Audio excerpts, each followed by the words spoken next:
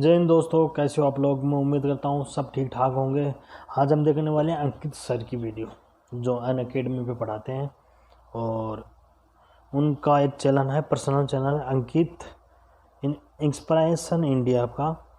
उसमें उन्होंने एक वीडियो डाला है, कौन है महारानी की मौत की भविष्यवाणी करने वाला, क्वेश्चनवाचक चिन्ह, नास्त्रेदमस की 5वीं भविष्यवाणी। तो ये देखते हैं, बड़ा इंटरेस्ट लगा मेरे को वीडियो अंकित सर का। और ये अंकित सर जो अनअकैडमी पे पढ़ाते हैं, उनका दूसरा चैनल भी है वाईफाई स्टडी 2.0, और साथ साथ में पुलिस वाले भी हैं, ध्यान रखना। हाँ, और चलो उनकी वीडियो देखते हैं, और मेरा वीडियो पसंद आए तो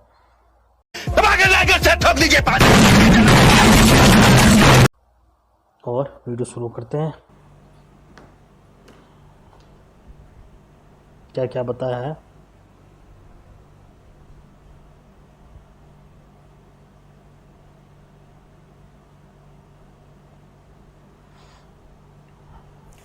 नमस्कार साथियों, स्वागत है आप सभी का अंकित इंस्पायर्स इंडिया पर। मैं हूं अंकित अवस्थी। आप हैं मेरे साथ में एक ऐसी बातें जानने के लिए। आपको पता है कि महारानी क्वीन एलिजाबेथ तो अब मरी हैं, लेकिन इनकी घोषणा जो है वो आज से कम 450 साल पहले हो चुकी थी कि ये किस दिन एक्सपायर होंगी।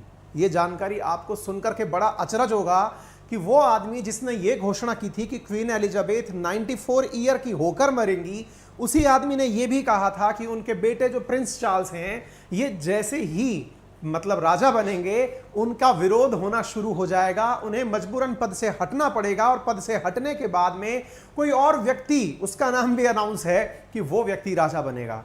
सोचो, यदि कोई ऐसे ही आपका भी भविष्य बताने लग जाए तो जिंदगी कितनी आसान हो जाए।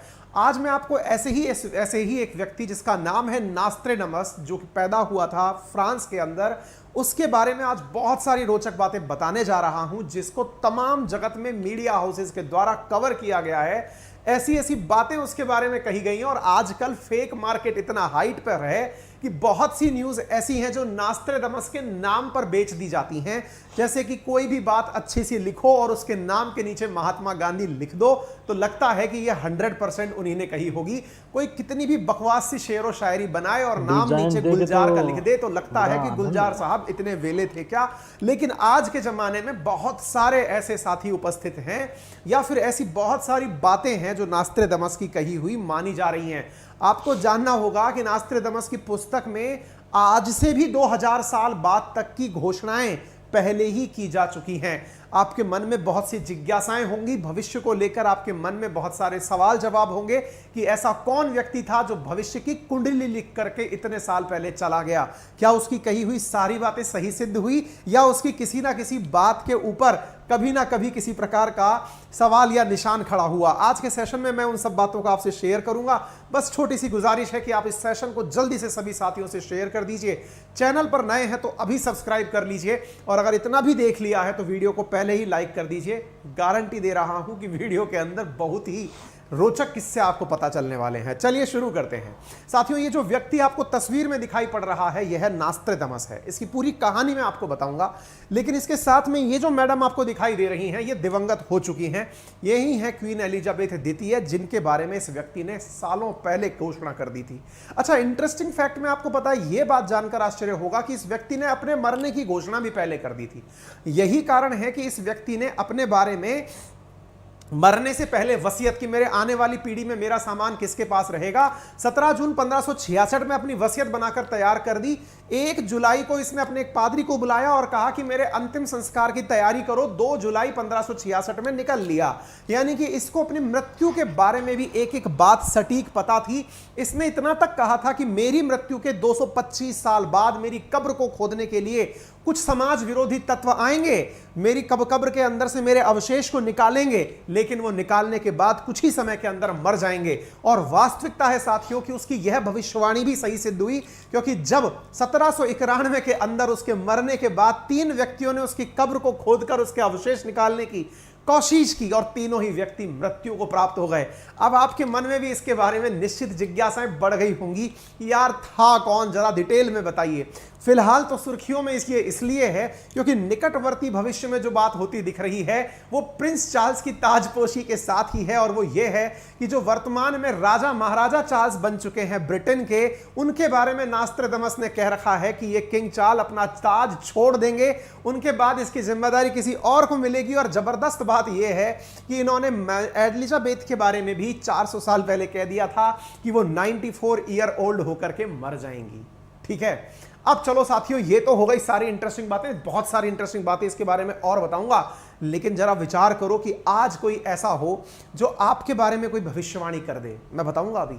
फिलहाल के लिए आपके अगर दिमाग में क्यूरोसिटी है कि ये कौन सी पुस्तक है, तो उसने जो किताब लिखी नास्ट्राडामस ने, उसको ट्रांसलेट किया जा चुका है मारियो रीडिंग के द्वारा, उसके बारे में मैं आपको बताऊंगा। लेकिन उससे पहले मैं आपको एक जरूरी बात बताता हूं। मैंने क्या कहा, यदि कोई आपके बारे में भविष्यवाणी कर दे कि आपको इस दिन जॉब मिल जाएगी, या फिर यह भविष्यवाणी कर दे कि आपने अगर इस पेपर में इतने नंबर पा लिए तो जॉब पक्की है। आप कहेंगे सर सरकारी नौकरी में तो ऐसा ही होता है, क्वालिफाई कर लिया तो जॉब मिलता है, लेकिन सरकारी नौकरी का एग्जाम पता नहीं कितने दिनों में होता है, सालों साल इंतजार के बाद एग्जाम होता है। यहां प्रतिदिन एग्जाम आप दे सकते हो। जी हां, मैं बात कर रहा हूं रीलेवल बाय अनअकैडमी की, जो एक ऐसा प्लेटफॉर्म है जिस पर आपको 800 से ज्यादा स्टार्टअप्स में एग्जाम के माध्यम से जॉब प्राप्त करने का मौका मिलता है। आपको जानकर के और रोचक तथ्य ये लगेगा कि ये एक ऐसा प्लेटफॉर्म है जिसमें से आप में से कोई भी किसी भी समय पार्टनरशिप कर सकता है, यानी कि आप एग्जाम में बैठ सकते हैं और इस एग्जाम में 1000 नंबर का पेपर है, 500 से ज्यादा नंबर आप ले आते हैं तो 800 से अधिक जॉब में आप, मतलब 800 से अधिक कंपनियों के अंदर आप रोजगार प्राप्त कर सकते हैं। दिमाग में सवाल बनेगा कि क्या वाकई में ऐसा हुआ है, किसी ने ऐसा किया है? बिल्कुल किया है। मैं आपके सामने एक तस्वीर साझा कर रहा हूं प्रिया राजपूत की। इनके बारे में मैं आपको बताना चाहूंगा, इन्होंने तो बकायदा अपना जॉब स्विच करके 220% हाइक अपनी जॉब के अंदर प्राप्त किया है। साथियों, एक साल के अंदर 1200 से ज्यादा लोग ऐसे हैं जिन्होंने अपने लिए इस प्रकार की नौकरी प्राप्त की है, और इंपॉर्टेंटली बड़ी बड़ी कंपनी जैसे पेप्सिको है, शाओमी है, अपग्रेड है, ऐसी 800 से अधिक कंपनियों में इन लोगों ने जॉब प्राप्त किया। चलिए मैं एक और रोचक बात आपको बताता हूं जिससे शायद आपको यह बात पता अच्छे से चल जाए। इसके अंदर सबसे बड़ी खासियत यह है कि इन केस अगर आपको लगता है कि आप 1000 में से 500 से ज्यादा नंबर नहीं ला पा रहे हैं, आप मल्टीपल टाइम एग्जाम देने के बाद भी सेलेक्ट नहीं हो पा रहे हैं, नंबर स्कोर नहीं कर पा रहे हैं, तो फिर आपके लिए ऑप्शंस हैं, यहां पर कोर्सेज अवेलेबल हैं। ये बहुत बड़ी चुनौती है, बहुत लंबे समय से लोग डिमांड कर रहे थे। सॉल्यूशन क्या है इसका? टेस्ट में पास नहीं हो पाए तो फिर क्या है? तो इसके लिए आपको पर्टिकुलरली उसी प्रकार का एक कोर्स अवेलेबल कराया जा रहा है। तो एक लास्ट लाइन में आप बोलना चाहूंगा, कोर्स भी पैसे से खरीदना इतना आसान नहीं है, क्योंकि पैसे से सब कुछ खरीद जाता फिर तो नौकरी भी मिल जाती। लेकिन साहब, बड़ा बात यह है कि आपको कोर्स के अनुरूप आप हैं या नहीं, इसके लिए भी आपका प्रॉपर प्रकार का एक इंटरव्यू, एक काउंसलिंग, ताकि आपके अकॉर्डिंग आपका बैच तैयार किया जा सके। इस प्रकार की सुविधाएं रीलेवल आपको दे रहा है। तो मेरा मानना है कि आप में से जितने भी लोग जॉब के अंदर जाना चाहते हैं, कोर्सेज में एनरोल करना चाहते हैं, वो अभी जाएं। कमेंट बॉक्स में मैंने आपके लिए रीलेवल का लिंक पिन कर दिया है, डिस्क्रिप्शन में डिटेल डाल दी, और एक पहले ही घोषणा कर देता हूं, जल्दी ही मैं किसी ऐसे ही बच्चे का जिसने रीलेवल के थ्रू नौकरी पाई है उसका कोशिश करूंगा कि आपके सामने लाइव इंटरव्यू लूं, ताकि आपसे उसकी बातचीत जब हो तो आपको पता चले कि किस प्रकार से उसने इस प्लेटफॉर्म के माध्यम से जॉब प्राप्त की थी। तो यह भविष्यवाणी ही है कि आप इस लिंक पर क्लिक करेंगे और अगर 500 से ज्यादा नंबर पा गए तो आपको 15 दिन में जॉब मिल जाएगी। ये नास्ट्राडामस की नहीं, ये रीलेवल बाय अनअकैडमी की मेरे द्वारा की गई भविष्यवाणी है। ठीक है, चलिए आगे बढ़ते हैं साथियों। तो अब आपके मन में क्यूरोसिटी बनने लगेगी कि सर एक बात बताओ, तो इसका मतलब तो उस आदमी को यह भी पता होगा कि कौन से देश पर किसका शासन होगा, कितने सालों तक किसी का राज चलेगा, ये तो सारी बातें पता होंगी। बिल्कुल। तो बोले सर इसका मतलब तो जो अभी छोटे मोटे देश बन रहे हैं, फिर तो सभी लोगों के सिलेबस में लागू कर दी जानी चाहिए उसकी किताब, ताकि यह पता चल जाए कि उसने कहा क्या था। अब देखिए यहां पर एक बहुत बड़ी बात बताता हूं मैं आपको। जैसे ना अपने देश में गीता के उपदेश पढ़े जाते हैं, लेकिन आपको यह पता होना चाहिए कि गीता को बहुत से लोगों ने अपने अपने द्वारा ट्रांसलेट करके लिखा है। ट्रांसलेट करके लिखा है से मतलब यह है कि उनके विचार में गीता क्या कह रही है ना। गीता के ऊपर टीकाएं लिखी गई हैं। टीकाएं मतलब एक प्रकार से यह समझिए कि मेरी नजर में, जैसे बाल गंगाधर तिलक की नजर में गीता का उपदेश क्या है ना, या फिर किसी भी साइंटिस्ट की नजर में गीता क्या कहती है। एग्जैक्टली नास्ट्राडामस की जो किताब है ना, इसको भी बहुत से लोगों ने अपनी अपनी भाषा में ट्रांसलेट किया है और उसके मीनिंग निकाले हैं। अब आप पूछेंगे ऐसा कैसे हो सकता है, मैं आपको बताता हूं ऐसे कैसे हो सकता है। साथियों, असल में इसने किताब लिखी थी लेस प्रॉफिटीज के नाम से। ये जो किताब थी ना, इस किताब के अंदर जो शब्द यूज किए गए थे वो सीधे सीधे नहीं थे, वो इनडायरेक्ट रूप में लिखे गए थे, क्योंकि उस समय उसको यह नहीं पता था कि नाम किसी का क्या होगा। वो हर बात को इस प्रकार से कहा करता था जैसे कि कोई चौपाई कह रहा हो। अब ये चौपाई क्या होती है, अंग्रेजी वाले नहीं समझेंगे तो उनके लिए यह क्वार्ट्रेट है। अगर आपने कभी कोई कविता लिखे हुए देखी है तो वो इस प्रकार से चार चार लाइनों के अंदर लिखी जाती है, इसे क्वार्टेट कहा जाता है। तो नास्त्रेदमस की जो किताब थी ना, जिसका नाम था लेस प्रॉफिटीज, यह किताब 1555 के अंदर 942 क्वास्ट्रेज के अंदर लिखी गई थी, मतलब क्वार्ट्रेन्स के अंदर लिखी गई थी। दैट मींस कि 942 गुणा 4 इतनी लाइनें, यानी कि लगभग 3600 से 3700 लाइनें जो थी वो उस समय लिखी गई थी, और उसी प्रकार से भाषाएं जो हैं वो राइमिक रूप में लिखी गई थी। और उन लाइनों में वर्ष 3797 यानी कि लगभग आज से 1700 साल बाद तक की घोषणाएं उसके अंदर कर दी गई थी। यह थी किताब लेस प्रॉफिटीज। 2005 में ब्रिटिश लेखक हैं जिनका नाम है मारियो रीडिंग। मारियो रीडिंग ने इस पुस्तक नास्त्रेदमस, जिसका नाम है the complete prophecies for the future, की डिक्रिप्ट किया। डिक्रिप्ट का मतलब क्या हुआ? डिक्रिप्ट का मतलब हुआ कि जो ये लाइनें लिखी हुई हैं, कैसे, जैसे अब मान लीजिए इस पुस्तक को जब लिखा किसने? मारियो रीडिंग ने। तो मारियो रीडिंग ने अपने द्वारा उन लाइनों का मीनिंग निकाला, और लाइनों का मीनिंग कैसे कैसे निकल कर आया। अब आपके दिमाग में सवाल आएगा, ओहो, ऐसे तो कोई भी पुरानी बातों को सोच करके लिख सकता है कि नास्त्रेदमस शायद ये कहना चाह रहा होगा। ऐसा नहीं है। क्यों नहीं है? क्योंकि ये मारियो के द्वारा लिखी गई जो किताब है ना, ये 2005 में लिखी गई किताब है। 2005 की किताब में लिखा हुआ क्या है, इसमें पहली लाइन पढ़िएगा। देखो 2005 में 2022 की घटना के बारे में लिखा था। The first in that queen Elizabeth द्वितीय विल डाई सिरसा 2022। अब एक बात बताओ, क्वीन एलिजाबेथ द्वितीय के बारे में तो उसके घर वालों को नहीं पता, किसी को नहीं पता कब मरेगी, क्या कोई इसने बॉन्ड भर रखा था क्या? लेकिन यहां पर क्या निकल के आ रहा है कि ये उस समय बता चुका था कि ये कब मरेगी। अब आप इससे अंदाजा लगा के देख सकते हो। 2022 यहां पर मैं लिखा हुआ दिखा रहा हूं आपको, at the age of around 96, अब ये 94 में मर गई है। 5 year short to her mother term of life, Prince Charles will be crowned in her instead. अब यार देखो, प्रिंस चार्ल्स के बारे में यह व्यक्ति 2005 में घोषणा कर चुका था कि वो राजा बनेगा, लेकिन prince Charles will be 74 year old in 2022 when he take over throne, but the resentment held against him by a certain proportion of British population following his divorce from Diana princess of Wales still persist. मतलब क्या है कि Prince Charles राजा भले ही बन जाएंगे, लेकिन उनके खिलाफ विरोध बंद नहीं होगा। ब्रिटिश की जनता में उनके खिलाफ विरोध होता रहेगा, क्योंकि उनका डायना से तलाक हुआ था। यहां पर यह बात तक कही गई है कि इसके अंदर the pressure him is so great, यानी उसके ऊपर इतना ज्यादा प्रेशर होगा कि उसको अपने पद को छोड़ना पड़ेगा, और a man will replace him who never expected to be king, और एक ऐसा आदमी राजा बनेगा जिसने कभी कल्पना भी नहीं की थी। और यह बात कब लिख दी गई? मारियो रीडिंग ने 2005 में। अब मैं देखो इंटरेस्टिंग बात बताता हूं आपको। 2022 में एलिजाबेथ मर गई, ठीक है, प्रिंस चार्ल्स राजा बन गए, 2 बात हो गई। अब सवाल क्या है? उसने कहा विरोध होना शुरू होगा। भाई नास्त्रेदमस ने जो कहा उसकी परिभाषाओं को इस व्यक्ति ने लिखा। अब मैं क्या बोल रहा हूं, यह व्यक्ति ये रहा। प्रिंस चार्ल्स के बाद में आपको यह दिखाई देगा, प्रिंस चार्ल्स की पूरी डायनेस्टी मैंने आपको दिखा दी जो अब राजा बन चुके हैं। इंटरेस्टिंग पॉइंट क्या है, इसने क्या कहा था? ब्रिटिश हुकूमत जिन राज्यों में है वहां पर उसके खिलाफ विरोध होना शुरू होगा। प्रिंस चार्ल्स का जैसे ही नाम अनाउंस हुआ ना, 14 सितंबर की न्यूज देख लो 2022 की, जिसमें लिखा आ रहा है Commonwealth countries thinking about becoming a Republic under Prince Charles after queen. मतलब समझ रहे हैं आप इसका? मैंने आपको बता रखा है कि कॉमनवेल्थ रियलम देश हैं ऐसे जिन्होंने अपने अंदर रिपब्लिक नेशन ना होते हुए क्वीन को ही अपना सब कुछ मान रखा था। कॉमनवेल्थ के अंदर ऐसे देशों का संगठन कॉमनवेल्थ रियलम कहलाता है। आप देख सकते हैं, न्यूज है ये 14 तारीख के बाद, 11 सितंबर की पहले न्यूज देख लीजिए, जिसमें एंटीगुआ और बारबाडोस ने कहा कि अब रानी तो मर गई, अब हम प्रिंस चार्ल्स के अंडर में नहीं रहना चाहते, अब हम रिपब्लिक बनना चाहते हैं, यानी हम अपना राष्ट्रपति खुद बनाएंगे। आप इससे अंदाजा लगा सकते हैं कि अगर यह बात 2005 में भी किसी ने कही है तो यार कितनी सटीक बात है जो किसी ने कही है, हैं? अब आपके मन में इसके प्रति और विश्वास पैदा होने लगेगा कि यार बात तो सही दिशाओं में जा रही है। चलिए कोई बात नहीं, नास्त्रेदमस की भाषा किसी ने अपने अपने अंदाज में समझी, लेकिन ये था कौन? जी ये जो लाइन कहने वाला व्यक्ति जो इतने साल पहले कह के चला गया, जिसकी बातों को लोगों ने अपने हिसाब से ट्रांसलेट किया, ये व्यक्ति था कौन? तो आइए मैं अब आपको बताता हूं ये था कौन।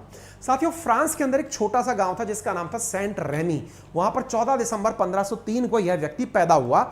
इसके फादर, इसका बचपन का नाम माइशल दी नास्त्रेदामस था। अब ये इसका परिवार से आपको कोई लेना देना नहीं होना चाहिए, बहुत ही साधारण परिवार से था, कैथोलिक धर्म में कन्वर्ट हुआ था यहूदी से। इसके द्वारा बहुत सारी भविष्यवाणियां की जाती थी उन दिनों। अच्छा, उन दिनों क्या था, यूरोपियन कंट्रीज में एक बहुत बड़ी दिक्कत ये थी कि चर्च को कोई चैलेंज नहीं कर सकता था। चर्च ने जो कह दिया वही सब सही है। अब ये चर्च से आगे की भी बातें बता रहा था, ना कि कोई पोप था ना खुद पादरी था, अब बातें बता रहा था भविष्य की। तो इसको डर था, इसके परिवार वालों को डर था कि कहीं कोई इसको मार ना दे, क्योंकि तू पोप को चैलेंज कर रहा है, पादरी को चैलेंज कर रहा है, तो एक काम कर, तू पढ़ाई लिखाई कर। इसके घर वालों ने इसकी पढ़ाई लिखाई करवाई और भैया इनको बनवा दिया एक बढ़िया सा शिक्षक और एक बढ़िया चिकित्सक। अब ये चिकित्सक तो बन गए, लेकिन इनके अंदर कविता लिखने की आदत नहीं गई। इन्होंने अपनी बातें कविताओं में लिखना शुरू कर दिया। भविष्यवाणियों का अंदाजा आप इससे लगा सकते हैं। इसकी शुरुआत में एक बीवी थी, वो मर गई, दूसरी बीवी से इसने शादी की और उसके बाद में इसकी ख्याति बहुत बढ़ती गई। इसके बारे में कहते हैं एक जबरदस्त बात है कि एक बार क्या हुआ कि ये ना अपने कहीं जा रहा था, एक बार रास्ते में कहीं जा रहा था, और जब ये रास्ते में जा रहा था ना, तो इसने एक आदमी को जाकर के हाथ जोड़कर नमस्ते करी। ये उन दिनों की बात है, ठीक है ना। जब ये रास्ते में जा रहा था तो इसने एक व्यक्ति को हाथ जोड़ते हुए नमस्कार करी। नमस्कार करके उसके दोस्त ने उससे पूछा कि यार जिसको आपने अभी ये नमस्ते किया है ये कौन है, मतलब आप इसको क्यों नमस्ते? बोले कोई नहीं, ये एक दिन बहुत बड़ा पोप बनेगा। अच्छा, पोप ना उन दिनों बहुत बड़ी चीज होती, राजा से बड़ी चीज होती थी। राजा से बड़ी इसलिए क्योंकि राजा भी पोप से पूछ के काम किया करते थे। मतलब पहले यूरोपियन देशों में इतना ज्यादा धर्म का प्रभाव हुआ करता था, चर्च का इतना रोल हुआ करता था। अब साथियों, जिसके इसने हाथ जोड़े थे ना, वो व्यक्ति था फेलिस पेरेपी, जो कि 1585 के दौरान पोप चुना गया। तो लोगों में ना इसके मरने के बाद और ज्यादा क्यूरियोसिटी इस बारे में जमने लगी कि यार ये तो गजब भविष्यवाणी करता है। आप सोचो, जिस आदमी के डर ये था कि कहीं पोप इसके खिलाफ कोई फैसला ना सुना दे, वो आदमी भविष्य के पोप को नमस्ते करके निकल लिया। इसके बारे में कहा जाता है कि इसके बारे में जो भविष्यवाणियां थी ना इसकी, उसका प्रांतों के अंदर यानी आसपास के क्षेत्रों में प्रभाव फैलने लग गया। लोग कहने लगे कि यार गजब कुंडली देखता है, गजब ज्योतिषी निकल के आया है। तो भाई साहब, इसने जब अपनी अपनी बातें कहना शुरू किया तो फ्रांस की एक महारानी थी, उसको ये बारे में पता चला। महारानी थी जिसका नाम था कैथरीन। अच्छा, हर माँ को अपने बच्चे का भविष्य जानने की बड़ी जिज्ञासा होती है। कैथरीन को अपने बच्चों का भविष्य जानना था। नास्त्रेदामस को बुलाया गया कि भाई, कैथरीन ने कहा कि मेरे बच्चों का भविष्य बताओ। अब नास्त्रेदामस भविष्य देखकर पहचान गया कि ये तो कुछ ही दिनों में मरने वाले हैं, लेकिन अब कहे कैसे, क्योंकि अगर कह दिया तो पता चले कि फिर वो तरीका पूछेगी बता बचाएंगे कैसे, और नहीं बता पाया तो चल तू मर जा अब।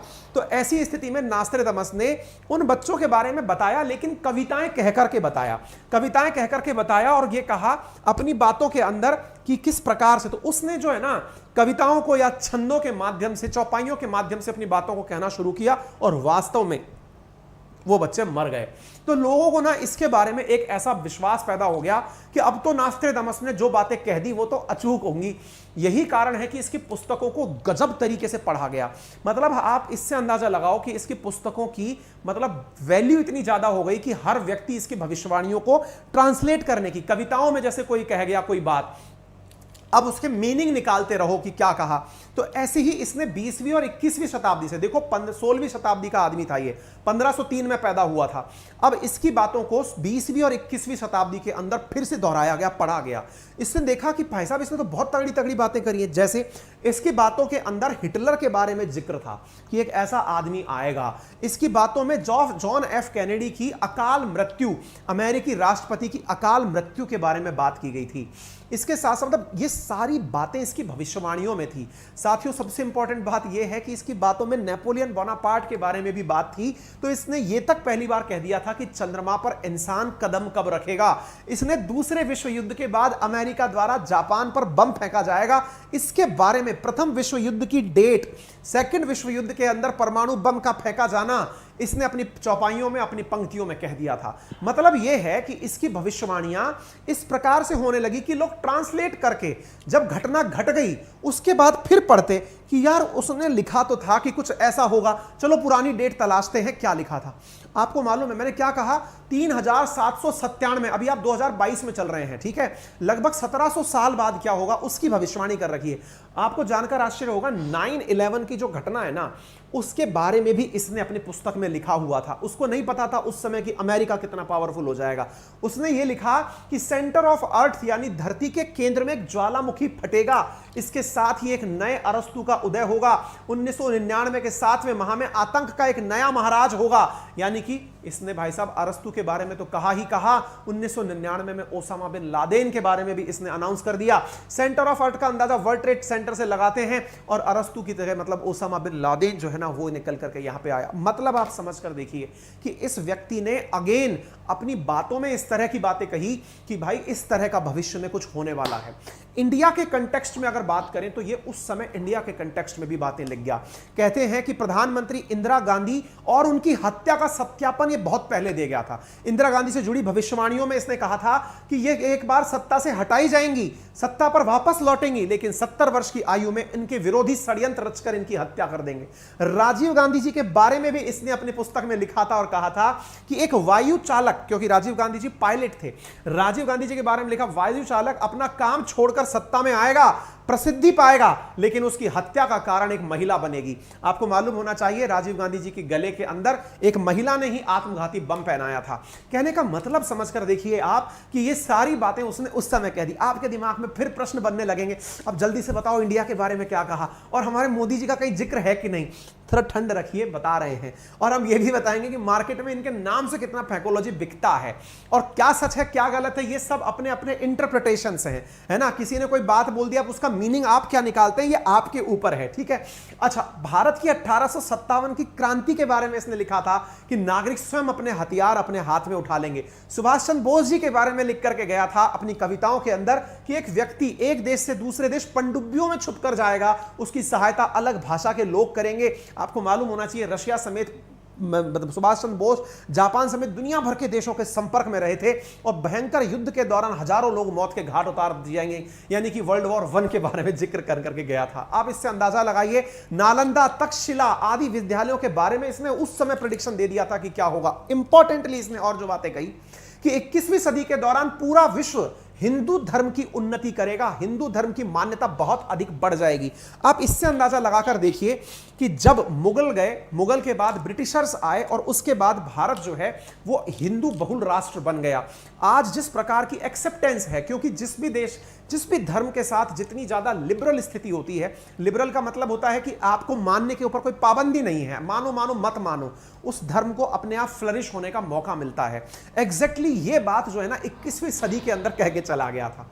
और कई बातें, अब देखिए इन सब बातों को मैं मतलब ये पूरी होशो आवाज में आपके सामने कह सकता हूं कि ये सब बातें मैंने नहीं लिखी हैं, ये भी मैंने कहीं ना कहीं किसी ना किसी न्यूज़पेपर में से पढ़ी हैं। अगेन मैं एक बात को बार बार दोहरा रहा हूं, ये जितनी भी बातें हैं ना इनको आप ये समझकर करिए कि ये कवि की कल्पनाएं हैं, क्योंकि कवितज्ञ था ना, वो था क्या, नास्तिरदमस एक कवि था। अब उस कवि ने अपनी कल्पनाओं में जो कहा उसको लोगों ने अपनी भाषा में ट्रांसलेट किया। अब भाषा में ट्रांसलेट करते करते किसी ने क्या ट्रांसलेट किया होगा ये आपके सामने है ना। इस बात को इस तरह से ना ले लिया जाए कि अंकित अवस्थी ने कहा है तो इसका मतलब अब तो ये पत्थर की लकीर हो गया। मैं कुछ नहीं हूं, मैं केवल एक इंटरप्रिटेटर हूं जो यहां पर लिखी बातों को आपके सामने बांच रहा हूं। साल 2009 और 13 के बीच की भी कई क्रांतियों का जिक्र इसने अपनी कविताओं में कहा था, अपनी पुस्तकों में छापा था। अब आपके मन में एक सवाल आएगा, सर बहुत देर हो गया, आप जल्दी से बताओ मोदी जी के बारे में क्या कहा था। देखो भाई साहब, मोदी जी के बारे में भविष्यवाणियों में यह कहा गया कि भारत जो है ना, नास्ते तमस ने पुस्तक में पूर्वानुमान लगाते हुए लिखा कि भविष्य में एक ऐसा महान नेता इस धरती पर अवतरण लेगा जो पूरी दुनिया के प्रशंसा का पात्र बनेगा। उसका जन्म 3 ओर से समुद्र से घिरे हुए स्थान पर होगा। अच्छा, भारत का नाम नहीं है, क्या नाम है? 3 ओर से समुद्र से घिरा हुआ देश होगा। अब 3 ओर से समुद्र से घिरा हुआ देश आपकी नजर में जो आता है इंडिया है, जो कि एक प्रायद्वीप के रूप में है ना, क्योंकि इंडिया एक तरफ बे ऑफ बंगाल से अरब सागर से और नीचे इंडियन ओशियन से घिरा हुआ है, इसीलिए आप इसे प्रायद्वीप के नाम से जानते हैं, पेनिनसुला के नाम से जानते हैं। तो इसके बारे में यानी एक तरह से ऐसे व्यक्ति की कल्पना कहा कि शुरुआत में उसका विरोध होगा। आप देखिए, इसका कहना था कि ऐसा महान मतलब अवतार लेगा जो कि पहले तो उसका विरोध होगा और उसके बाद में फिर उसके प्रति लोगों के अंदर धीरे धीरे प्यार बढ़ने लगेगा। मतलब धीरे धीरे लोग उसके खिलाफ, पहले खिलाफ होंगे लेकिन धीरे धीरे लोग उसको पसंद करने लगेंगे, प्रेम करने लगेंगे। और तो और वो गुरुवार का दिन छुट्टी के रूप में अनाउंस करेगा। अभी क्या होता है, अभी रविवार को छुट्टी के रूप में मनाया जाता है, गुरुवार की बातें कही गई थी। अब फिर से मैं देखिए क्या बोल रहा हूं, इसमें कहीं मेंशन नहीं है कि इंडिया के बारे में बोला है, लेकिन चूंकि ये तथ्य जुड़ते चले जा रहे हैं और जुड़ते चले जा रहे हैं और मोदी जी की लोकप्रियता को आप लगातार देखते जा रहे हैं। मोदी जी का जन्मदिन भी है आज, तो जन्मदिन से हमारे दिमाग में भी एक कीड़ा बना, यार कहीं ये वही तो नहीं था जो कहा गया था कि सिंधु घाटी सभ्यता के अंदर खुदाई के अंदर जो पुजारी की मूर्ति मिलेगी वो मोदी जी हैं। साथियों, मैं कई बार हिस्ट्री पढ़ा रहा होता हूं ना, तो ये पुजारी की मूर्ति जैसे ही दिखती है बच्चों में अचानक मोदी जी की लहर आ जाती है और लोग इसको मैच करने लगते हैं। ठीक है, खैर एनीवे, ये सिंधु घाटी सभ्यता के अंदर मिला हुआ एक रेलिक्स है और ये मोदी जी की रियल तस्वीर है। लोग इसको मैच कर रहे होते हैं। सब चीजें अपने अपनी जगह सही हैं। अफवाहों का मार्केट तुरंत ऊंचाइयों पर पहुंचता है। मेरा उद्देश्य आप तक बताना था कि एक व्यक्ति ऐसा था जिसकी इतनी ज्यादा ट्रांसलेशंस निकाले गए। ठीक है, तो उम्मीद है कि आपको भी ये सारी बातें पता चल गई होंगी। तीसरे विश्व युद्ध को लेकर भी वो अपनी पुस्तक में कविता लिख चुका था। दुनिया में 2022 में महंगाई भुखमरी अपने चरम पर होगी, ये सब वो बातें अपने द्वारा बता चुका था। अब मैं एक इंटरेस्टिंग बात आपको बताता हूं। इंटरेस्टिंग बात है सब सारी होली, तो भाई साहब नास्ट्राडामस की क्या कोई भविष्यवाणी गलत भी हुई क्या? साथियों, एक्चुअली क्या है कि 2012 में एक जबरदस्त माहौल बना था कि दुनिया का अंत हो रहा है। पता नहीं, आप उस समय शायद छोटे बालक रहे होंगे, इतना ज्यादा आप मीडिया के संपर्क में नहीं होंगे। आप यदि हद माने तो उस समय एक ऐसा माहौल बन गया था कि लोगों को लगता था कि नास्ट्राडामस की भविष्यवाणियां जब इतनी सही हो रही हैं तो उसने यह भी कहा था कि 2012 में भयंकर प्रलय आएगी और वो ऐसी प्रलय आएगी कि उसमें बहुत ही कम लोग बचेंगे। मैं आपको बताता हूं कि मुझे उस समय का अच्छे से अंदाजा है कि लोगों के मन में इतना भय था कि वो देवर वेरी मच श्योर कि कुछ तो अनहोना होने जा रहा है और उसको लेकर कई फिल्में वगैरह भी बनी कि दुनिया का अंत हो जाएगा तो कैसा होगा। कई हॉलीवुड की फिल्में उस बात के ऊपर बनी हुई हैं। एनीवे, लेकिन जब चीजें चलने लगती हैं तो अब हुआ ये, तीसरा विश्व युद्ध, मंगल ग्रह पर अंतरिक्ष यात्री, नए पोप की भविष्यवाणी, महान शक्तियां एक साथ आएंगी, ये सब बातें तो उसने कही, लेकिन मार्केट में इसके नाम पर फेक न्यूज भी बहुत प्रसारित हुई। जैसे साथियों, कोरोना जब आया ना तो लोगों ने कहा कि इसने तो अपने द्वारा जो किताब थी इसके अंदर पहले ही कह दिया था कि कोरोना जैसी दुनिया में एक महामारी आएगी और जब कोई कोरोना जैसी महामारी आएगी ना तो हमने कोरोना जैसी महामारी को दिमाग में ले लिया। अब भाई साहब, लोग जो है ना इसकी किताबों से ढूंढने लगे। फैक्ट चेक जब किया गया तो ऐसा नहीं पाया गया। लोगों ने कहा फर्जी ही इसके खामखा माहौल बना दिया गया है। और देखिए 2012 में ना कोई भी महाप्रलय नहीं आई थी। तो मैं फिर से आप सबसे कहूंगा, जिसने जो कहना था वो कह के चला गया। भविष्य जो है ना वो आपके इन हाथों में छिपा हुआ है। आपों के हाथों से, हाथ से मतलब मेरा है आपके कर्म पर छिपा हुआ है। आप कितने अच्छे कर्म कर सकते हैं, वही आपका आज है जो आपका भविष्य बनाएगा। मैंने आपके सामने ये जानकारी इसलिए रखी क्योंकि ये मार्केट में फिर से तैर रहा है कि प्रिंस चार्ल्स गद्दी त्याग देंगे, लेकिन अगर त्याग देना तो मेरा ये वीडियो जरूर आप दोबारा देख लीजिएगा। एनीवे, अगर आप इतना देर पेशेंस के साथ मुझे सुन लिए हैं, लगभग 20 मिनट से ऊपर हो गया है, तो छोटा सा मुझे कष्ट दे जाइए और वो ये है, मेरा चैनल सब्सक्राइब करके चले जाइएगा। वीडियो पसंद आ गया है तो लाइक कर दीजिए अगर आपने ऑलरेडी सब्सक्राइब कर रखा है, और अगर आपको ये बात रोचक लगी हो तो इसे कृपया करके शेयर कर दीजिएगा। आपका इतना सा बस हमारे लिए जो किया गया कार्य होता है ना, ये हमारे लिए इतनी ऊर्जा का काम करता है कि अगले दिन इसी समय फिर से हाजिर होने का जोश उतना ही जबरदस्त बन जाता है। तो मुझे पूरा विश्वास है कि आप अपना सहायता सपोर्ट मुझे जरूर देंगे। फिलहाल के लिए इतना ही। हमसे टेलीग्राम पर ऑफिशियली कनेक्ट करने के लिए हमारे टेलीग्राम चैनल है अंकित अवस्थी सर और GK by Ankit Awasthi sir, ये वेरीफाइड टेलीग्राम अकाउंट्स हैं। मैं आप सबसे गुजारिश करूंगा, इस कंटेंट की पीडीएफ भी हम यहां पर शेयर आपसे करेंगे। मुद्दा यह है कि मेरे नाम से बहुत सारे फेक सोशल मीडिया अकाउंट्स चल रहे हैं। वेरीफाइड अकाउंट कराने हम लोग इन दिनों लग रहे हैं, टेलीग्राम पर हो चुके हैं, जल्दी बाकी भी हो जाएंगे। मुद्दा यह है कि आप इनसे ही कनेक्ट रहें। कारण यह कि कोई मेरे नाम से आपसे कोई फेक व्यवहार कर ले, आपसे जबरदस्ती कोई पैसे उगा ले और बाद में आप मुझे कोसें, तो भाई साहब ये नास्ट्राडामस ने नहीं कहा था, है ना। तो कृपया करके आप इसको भी ध्यान दें। तो आपने मेरी बात को इतना ध्यान से सुना, उसके लिए तहे दिल से धन्यवाद। अपना प्यार ऐसे ही बनाए रखें और अंकित इंस्पायर्स इंडिया आपके साथ यूं ही जुड़ा हुआ है और आपका ये जो प्यार है ना, ये मुझे भी इंस्पायर कर रहा है। तो thank you so much, bye bye. Ankit sir ने कुल मिला के बहुत अच्छी बातें बताई, मज़ा आया वीडियो देख के। और अंकित सर हैं जो अनअकैडमी पे पढ़ाते हैं, जो आप पहले भी बोल दिया, उनका जो चैनल है वाईफाई 2.0, उसमें ये करंट जीके पढ़ाते हैं, बहुत अच्छे तरीके से पढ़ाते हैं। मैं मज़ा आता है करंट जीके देखते हैं, मैं हमेशा पढ़ता हूँ उनका current GK, real news analysis, और उसमें बहुत मज़ा आता है, बहुत अच्छे ढंग से पढ़ाते हैं। आप इसमें उन्होंने बहुत अच्छी सी बातें बोली। अब टीचर की सुन के मेरा भी, अगर टीचर ने इतनी अच्छी चीज़ पढ़ाई है तो उस पर मैं बहुत खुश हूँ। मेरे को बहुत इंटरेस्ट आया ये वीडियो देखे, और मैं क्या बताऊँ अब आगे। नास्तादमस के बारे में इन्होंने सारी चीज़ बता दी खोल खोल के। अब इससे ज़्यादा आगे क्या, मेरे पास भी इतनी जानकारी थी और विदा लेते हैं। जय हिंद।